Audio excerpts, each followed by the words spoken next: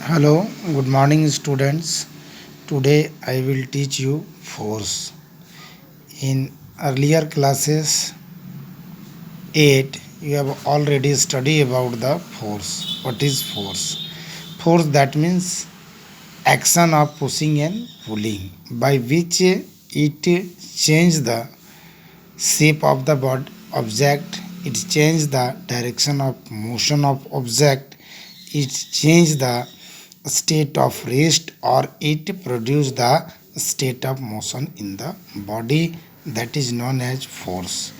Force is a vector quantity because it is a magnitude as well as direction in which direction you applied the force. So in class 9th just we study about the deeply about the force. First, what is the effect of force? Force, it can change the speed of an object. It can increase or decrease the speed, move or stop the body. Force से किसी object के speed को हम लोग increase भी कर सकते हैं, उसको डिक्रीज करके जीरो तक ला सकते हैं, और बॉडी को मूव भी कर सकते हैं।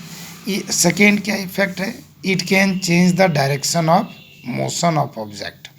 हम लोग कोई बॉडी की ऑब्जेक्ट को फोर्स लगा के उसके डायरेक्शन ऑफ मोशन को चेंज कर सकते हैं, जैसा कि हम लोग while we play the volleyball and football में जब बॉल आ रही होती है हमारे सामने से और हम उसमें फोर्स लगा करके ठीक उसके डायरेक्शन ऑफ मोशन को हम लोग चेंज कर देते हैं और अपोजिट कंपोनेंट की तरफ बॉल को पुश कर देते हैं।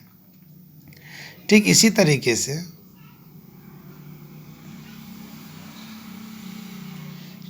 तरीके से वॉलीबॉल के साथ भी हम लोग करते हैं। वॉलीबॉल में अपोनेंट खिलाड़ी के द्वारा किक किया हुआ बॉल हम लोग पुनः उसके मोशन और डायरेक्शन को चेंज करके फिर उनके तरफ ही मोशन में कर देते हैं। तो ये होता है। थर्ड इफेक्ट क्या है? It can change the shape of the object. आप ऑब्जेक्ट के शेप को भी चेंज कर सकते हैं। जैसे हम लोग जब बलून को लेते हैं और उसको अपने रिगार्डिंग शेप के अनुसार, जैसे जिस डायरेक्शन में उसको फोर्स लगाते हैं वैसा शेप उसमें तैयार होता है। या फिर गूथा हुआ आटा, it is a best example for understanding this third effect.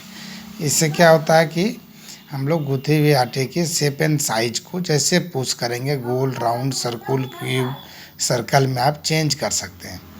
So the force you can define as the push or pull which produce or tends to produce a change in its state of rest or uniform motion, its direction or its shape of the body।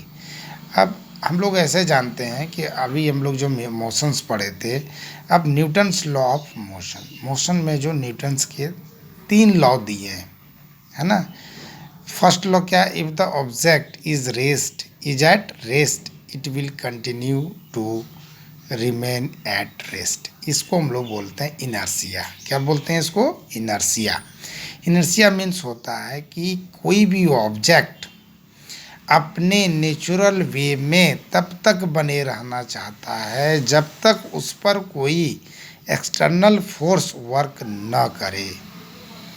The inertia is a property by virtue of its body wants to stay its natural state until an external force work on that।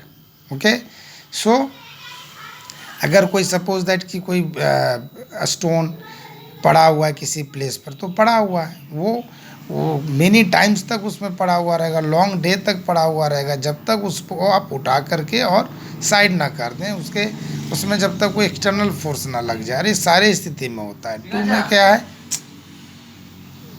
In the second, if the object moves at a certain velocity, अगर object certain velocity के साथ moves करे, it will continue to move with same velocity. ये तब तक same velocity के साथ move करेगा जब तक आप उस पर कोई एक्सटर्नल फोर्स अप्लाई नहीं करेंगे। जैसे बच्चों, आप लोगों ने बाइक राइड करते हुए देखा होगा।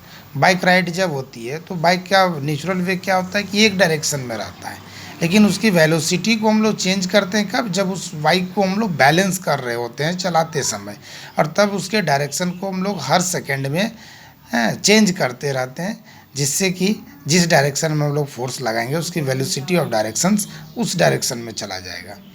Once a force is applied to the object, अगर एक बार फोर्स को हम लोग ऑब्जेक्ट पर अप्लाइड कर देते हैं, इसके जो वेलोसिटी होते हैं वो चेंज हो जाते हैं, इट विल एक्सीलरेट, है ना।